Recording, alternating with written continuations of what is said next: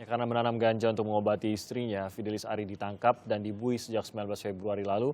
Lalu istrinya Yeni Riawati setelah tidak lagi mendapatkan perawatan dari sang suami menghembuskan nafas terakhirnya di Rumah Sakit Umum Daerah MTH Zaman di Kabupaten Sanggau, Kalimantan Barat pada 25 Maret 2017. Kisah Fidelis dan keluarga ini menggugah perhatian dan simpati dari banyak pihak.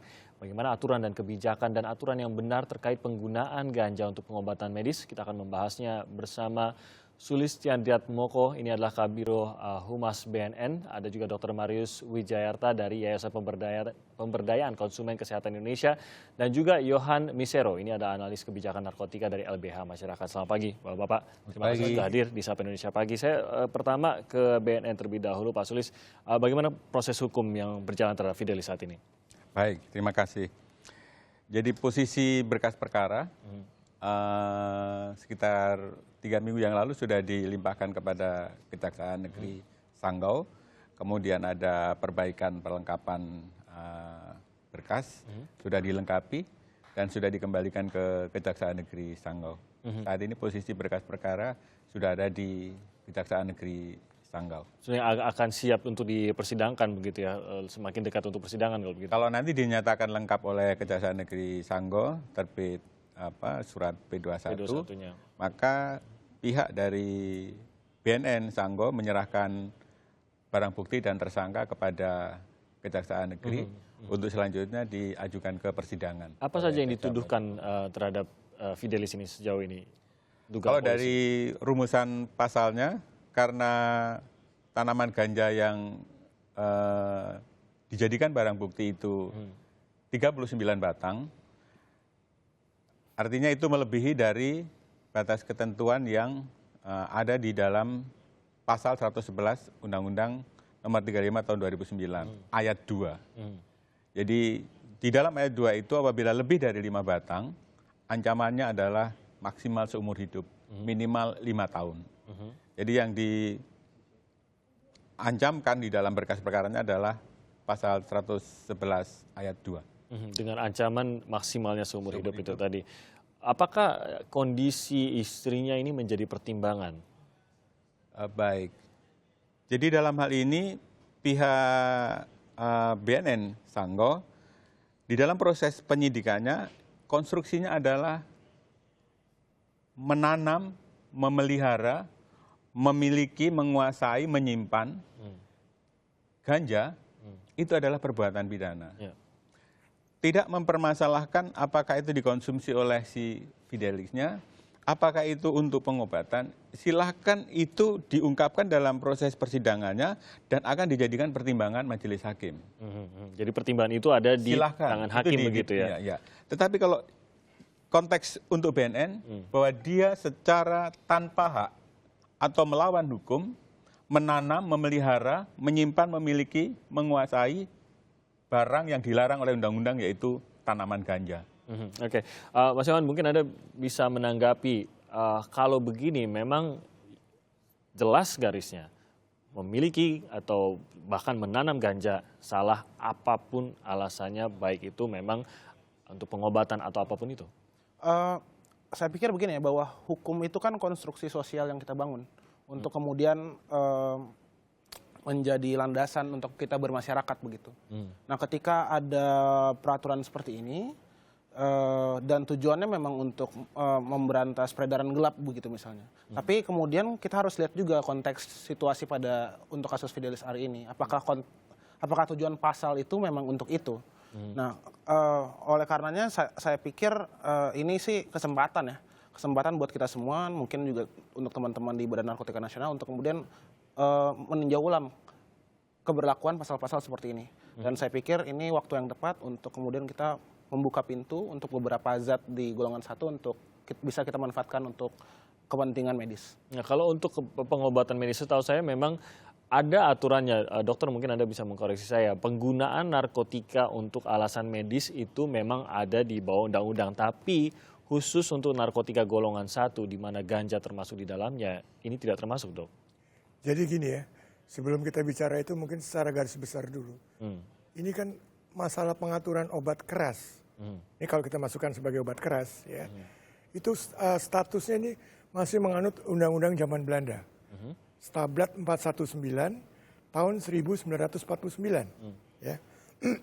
Itu tanggal 22 Desember ya tahun 1949.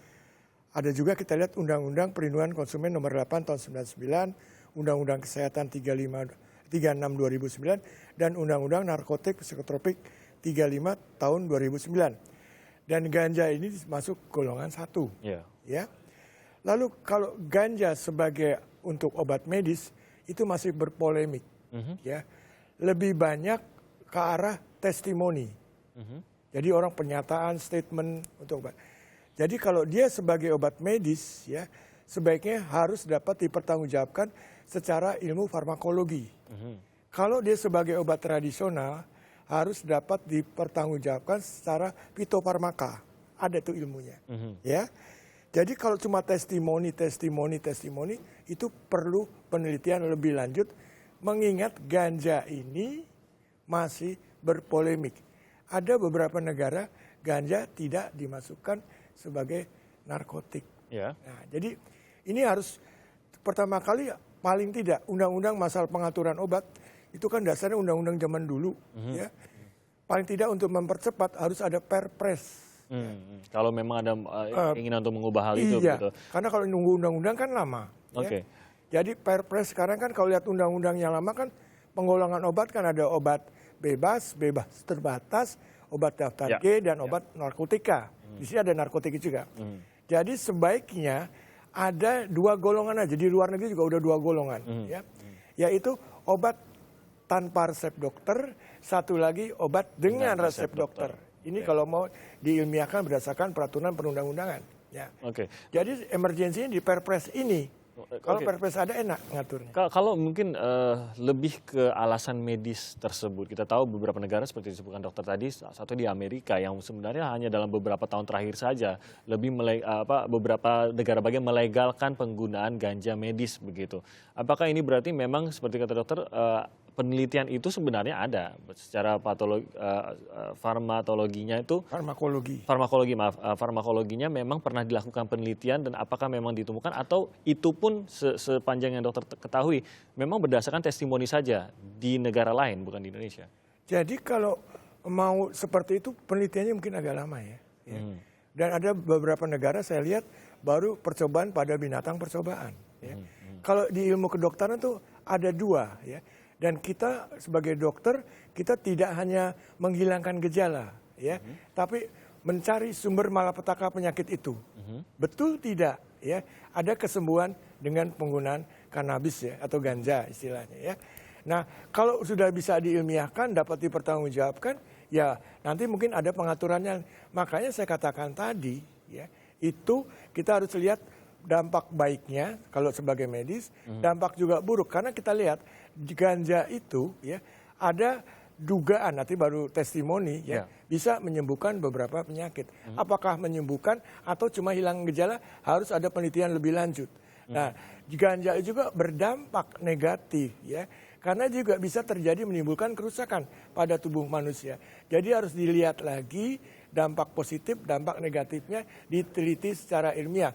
Kalau yang medis farmakologi, kalau yang tradisional fitofarmaka. Itu hanya dari situlah bisa berangkat. Bisa tahu bermanfaat atau tidak. Tapi kalau dalam kasus ini setidaknya ada kembali lagi memang testimoni dari pihak keluarga juga kondisinya begitu buruk.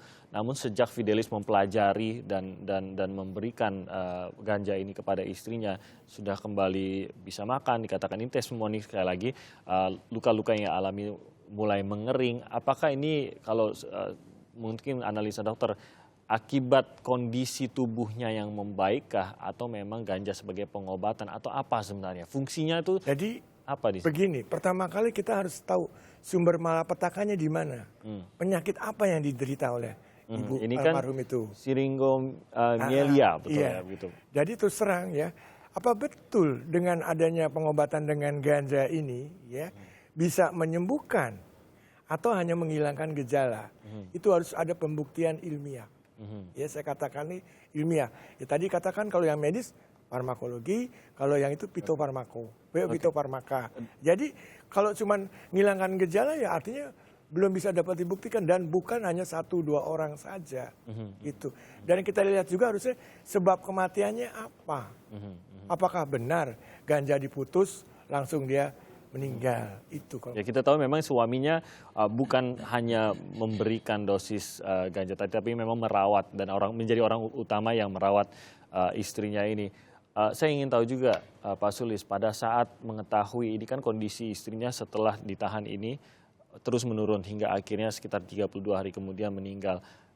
Apakah sempat bertemu kembali dengan almarhum istrinya pada saat istrinya meninggal ini, Pak Fidelis ini? Diberi kesempatan.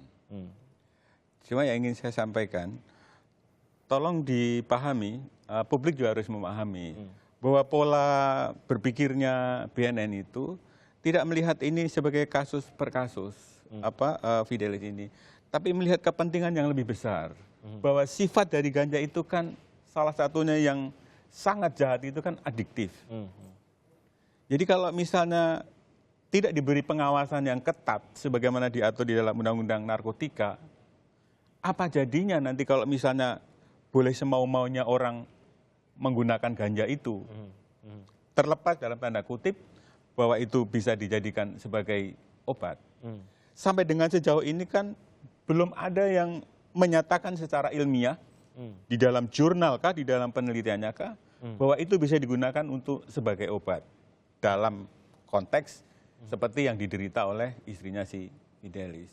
Kalau sifat dari ganja itu kan hanya dia adiktif, toleran dan habitual dari sifat jahat itu. Tiga-tiganya tidak ada memberikan kemanfaatan sama sekali terhadap tubuh manusia. Oke, dan memang kondisi bahwa suaminya, karena menurut keterangan dari keluarganya, orang yang utama merawat istrinya ini adalah suaminya. Mereka sendiri tidak mengetahui bagaimana cara merawat istri dari Fidelis ini atau almarhum istri dari Fidelis ini sendiri.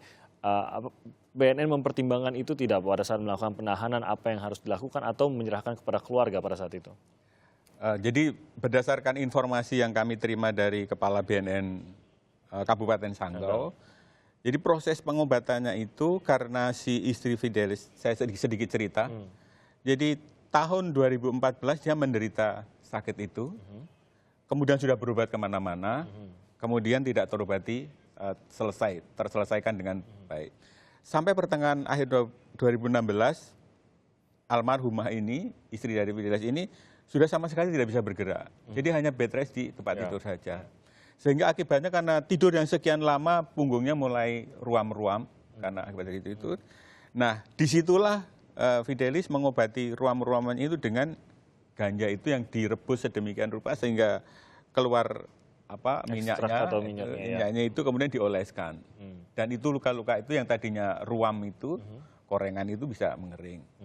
Kemudian sayurnya dia juga dicampuri dengan daun ganja.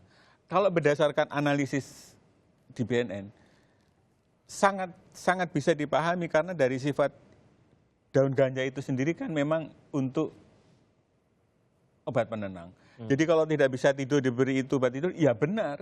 Karena dia sifatnya kan depresan gitu. Itu yang tadi mengurangi gejalanya sebenarnya, kalau bukan mengobati begitu ya. Rasa nyaman itu menjadi ada karena memang sifat dari ganja itu adalah memberikan rasa kenyamanan. Kan dia kan depresan sifatnya itu. Jadi dia tidak mengobati sakitnya itu, ganja itu. Jangan dipersepsikan karena dia mengobati sakitnya itu diperkirakan bisa sembuh. Ini mungkin penyesatan ya, mungkin tidak informasinya jadi tidak lengkap kalau itu yang disampaikan gitu. Bahwa pemberantasan narkoba itu harus dilaksanakan dan memang harus tegas, itu saya yakin semua juga menyetujui hal ini. Tapi tadi seperti kata Pak Sulis bahwa memang tidak bisa dilihat case per case begitu Mas Yohan. Apakah Anda melihatnya bahwa tidak bisa dilihat case per case kah, atau memang kembali lagi pada saat kita berbicara tentang kemanusiaan, tentang nyawa seseorang, maka kita harus meluangkan waktu dan tenaga untuk melihat ini case per case? Saya ingin mengomentari beberapa hal. Yang pertama soal bahwa dia tidak mengobati penyakitnya langsung, tapi hanya gejalanya. Sebenarnya untuk banyak penyakit sebenarnya yang kita tahu sehari-hari, banyak sebenarnya obat yang seperti itu saja. Yang hanya mengobati gejalanya supaya semata-mata agar kualitas hidup kita lebih baik. Dan saya pikir tidak ada masalah untuk itu. Gejalanya kurangi dan perlahan-lahan kita cari hal yang sebenarnya, kemudian kita Obat yang bisa kita menyembuhkannya address begitu. masalah itu. Jadi sebenarnya kalaupun demikian tidak ada masalah. Tapi kan pertanyaannya apakah benar-benar demikian? Nah, itu yang kemudian kita tidak tahu sampai sekarang. Mengapa? Karena pintu risetnya sulit sekali dibuka.